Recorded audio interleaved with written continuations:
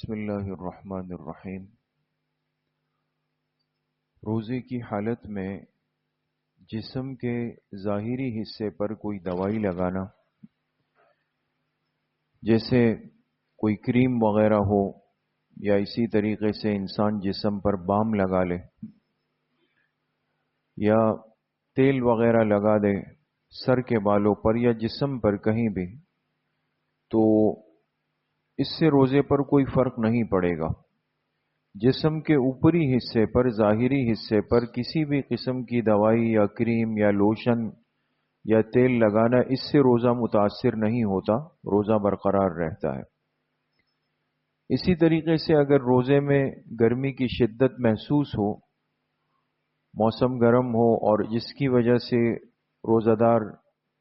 وہ بار بار نہائے، اپنے جسم کے اوپر پانی ڈالے تاکہ یہ حرارت کم ہو جائے، یا وہ اپنے کپڑوں کو گیلا کر کے پہن لے تاکہ جسم کو تھوڑا سکون مل جائے، تو بار بار نہانے سے یا کپڑوں کو گیلا کر کے پہننے سے بھی روزے پر کوئی فرق نہیں پڑے گا۔ ایسا کرنا بالکل درست ہے۔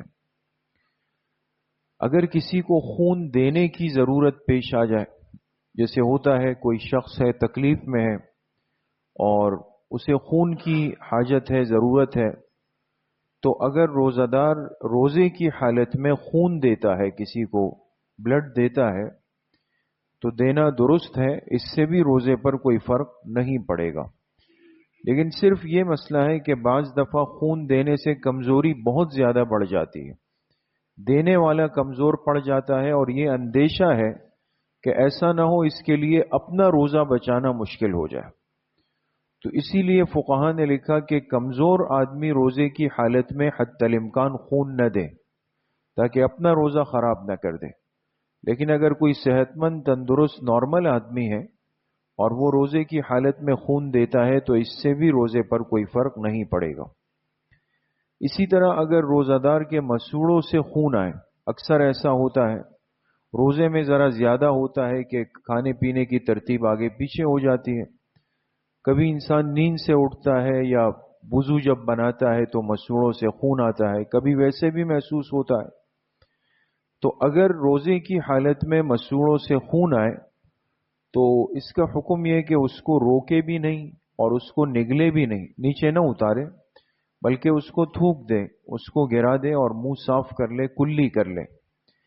اور اگر انسان کو یہ محسوس ہو کہ بھئی میں سو رہا تھا تو ممکن ہے اس بیچ بھی میرے مسوڑوں سے خون نیچے گیا ہو حلق میں، تو اس میں بھی مسئلہ یہ ہے کہ اس سے روزہ خراب نہیں ہوگا، فاسد نہیں ہوگا، کسی قسم کے قضا وغیرہ کی ضرورت نہیں پڑے گی۔ آخری مسئلہ روزے کا یہ ہے کہ اگر کسی کے ذمے سابقہ روزے ہیں، جیسے نادانی کی وجہ سے یا لا علمی کی وجہ سے، سستی کی وجہ سے پچھلی زندگی میں روزے چھوڑ دیے ہیں، نہیں رکھے تھے، اور اب انسان سمجھ جائے کہ بھئی یہ تو میرے ذمے ہیں، تو یاد رکھیں ایسے جتنے روزے انسان کے ذمے ہو، اگر تو وہ عدد یاد ہے کہ 20 ہے، 25 ہے، 2 مہینوں کے جو بھی ہے، تو اتنے روزوں کی قضا آہستہ آہستہ شروع کر لے تاکہ وہ ذمے سے ادا ہو جائے۔ اور اگر حتمی طور پہ یاد نہیں کہ کتنے ہیں، تو پھر ذہن کو قریب کرنے کی کوشش کرے، غالب گمان کرے اور اندازہ لگائے کہ وہ کتنے ہوں گے، تو 20 اگر ذہن بنتا ہے تو اس کے ساتھ احتیاطاً 2 اور جوڑ دے تاکہ احتیاط ہو جائے۔ لیکن یہ کہ سابقہ روزے جو ذمے پر ہوں ان کی قضا ضروری ہوگی۔ البتہ اگر کوئی شخص اتنا ضعیف اور بڑھاپا اس پر آ چکا ہے یا بیماری ہے کہ اب وہ ان روزوں کی قضا نہیں کر سکتا ہے، اب ذمے پر روزے ہیں لیکن یہ کہ نہیں کر سکتا، یا آج کل بھی جیسے بعض لوگ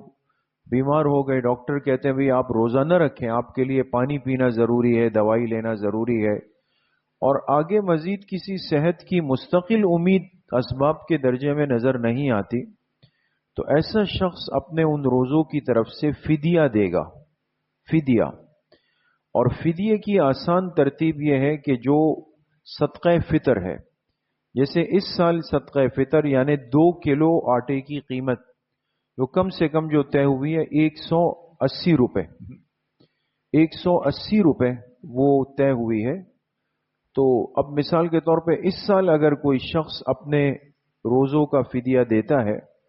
تو وہ ہر روزے کے بدلے میں 180 روپے اس کے ساتھ اس کو ملٹیپلائی کر لے، ضرب دے دے اس کو، اور جو عدد سامنے آئے تو وہ ان روزوں کا فدیہ ادا کر دے. اللہ پاک صحیح عمل کی توفیق نصیب. الحمدللہ رب العالمین.